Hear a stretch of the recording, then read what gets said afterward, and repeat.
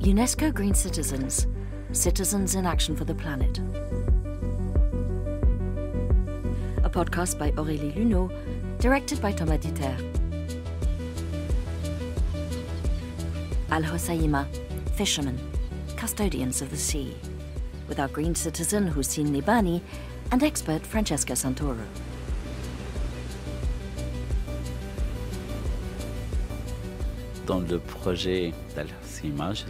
I am the chairman of the Agir Association and part of the Al Houssine project. This association, which I founded in 2008, deals with integrated management of resources. Working with ospreys, I made these birds of prey my ambassadors towards the local fishermen.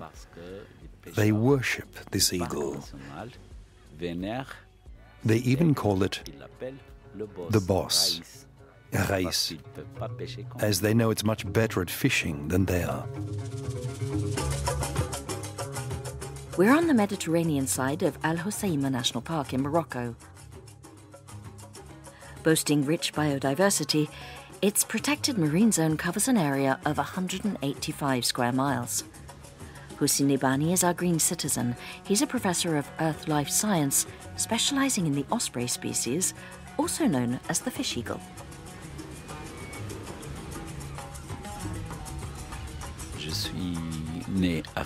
I was born in Fez, but discovered Al Houssine National Park in 1987, when I was posted as an earth life science professor.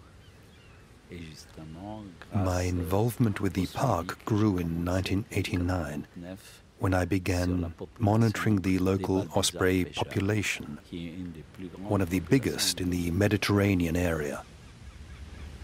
The osprey is an ichthyovorous eagle, meaning it feeds exclusively on fish. These birds have a white chest, and the females have a kind of black neck collar. We currently have 16 breeding pairs, in addition to the single males. One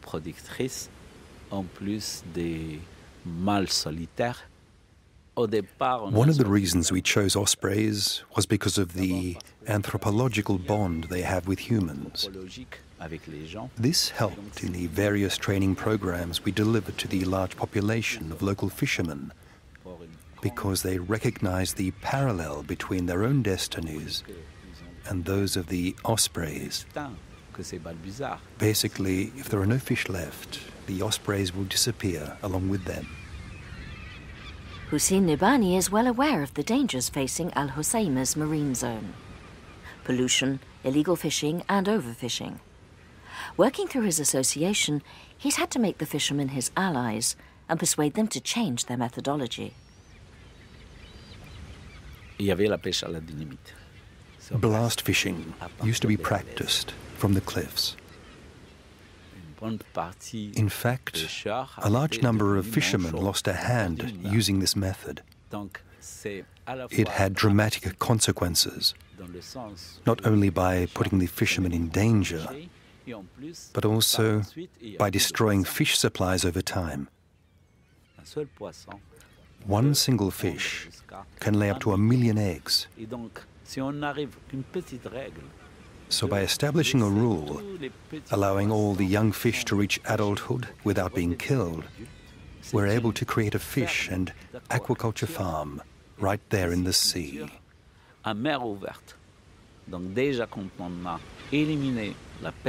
As soon as we eradicated blast fishing, the fishermen noticed an uptick in resources. They didn't all agree with it at first, but once the biomass had been retrieved, they came back and told us we were right. The second stage of the project consisted of involving the fishermen and their families in a new, more legitimate economic model over the long term. We created our own fin trust. This gives the fishermen the possibility to buy fishing gear and repair their boats, etc., when they're lacking sufficient funds of their own. The Agir Association provides interest-free loans In fact, we've already financed the production of biodegradable equipment manufactured by fishermen's wives out of rushes, fish nets in particular. It's really important to involve these women, as it's not easy for them to travel outside the Rif Mountains. These female team members are a core part of the project. A bus picks them up from home and takes them to the Technological Fishing Institute so they can learn this profession. Not only have they been taught how to make fish nets, they've also been studying the marine environment. In fact, some of the women aspire to become rangers. We already have 3 such employees. Most importantly, the nets they've made have already been deployed around the no-take zones to keep the trawlers out. No-take zones, where fishing is forbidden, and buffer zones have been established inside Al Houssine National Park. Co-managed with the locals, they're an efficient initiative for protecting marine species and the ocean as a whole.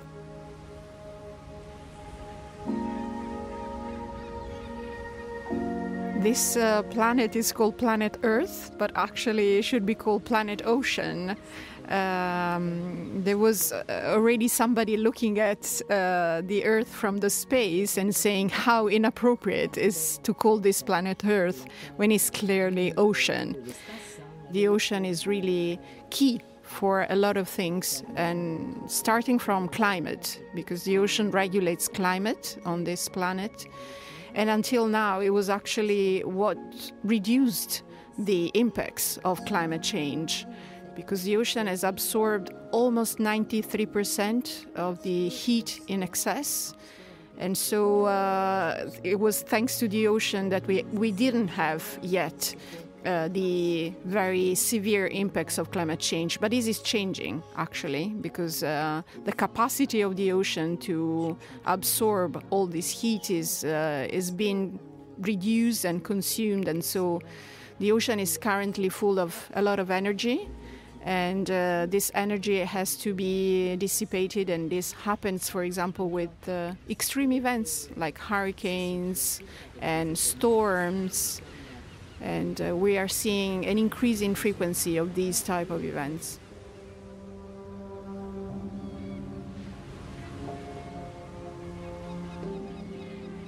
Francesca Santoro is in charge of programs for UNESCO's Intergovernmental Oceanographic Commission.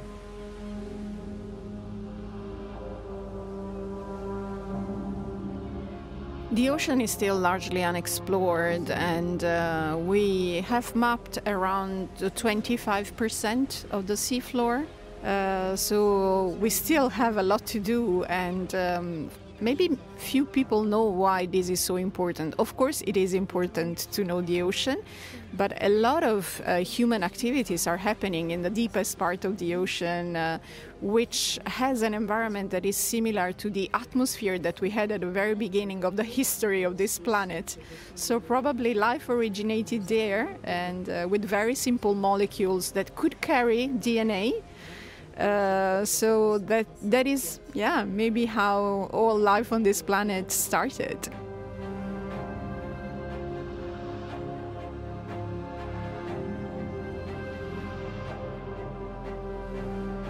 The ocean is really what help us living on this planet. It gives us oxygen, the oxygen we breathe.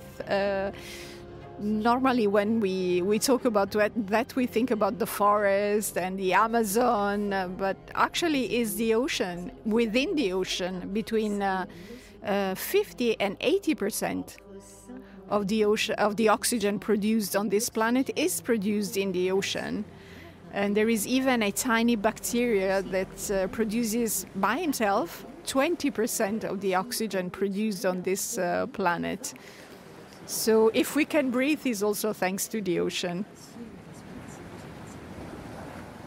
This is the Green Citizens UNESCO project is a very exciting project, because I think it's true that we are talking about global issues, but then solutions are taken on a local level.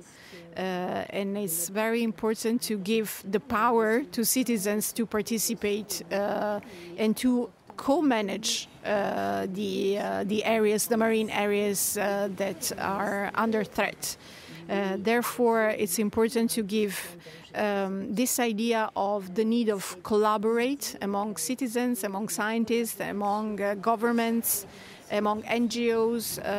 This is the only way we have to solve our problems, because no one alone can solve it. Engaging the citizens to become scientists and to work with scientists. And there are so many good points about this idea of citizen science, because first of all, citizens can have a better understanding of what it means to do science, and so to value more research and science, and also to help scientists, because there are not so many scientists around the world, so we need the support of everyone.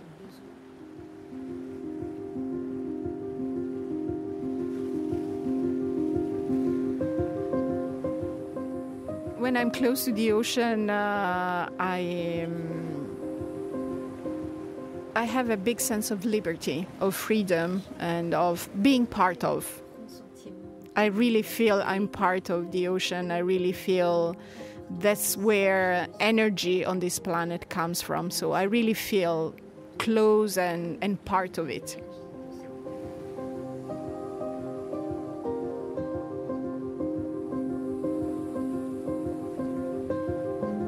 One of my favorite poems is a poem by Pablo Neruda, who said, "I need the sea because it teaches me." And I think the ocean teaches us a lot, and it teaches us that we are all interconnected. In the world that we live in, we are unfortunately seeing a lot of conflicts, a lot of nationalisms, and people going back to themselves rather than feel part of a community. So that's my lesson learned from the ocean, that on the contrary, to be able to thrive on this planet, we need to work together, and knowing no borders, knowing no boundaries, and leave people to travel this world freely. So that's the lesson learned from the ocean.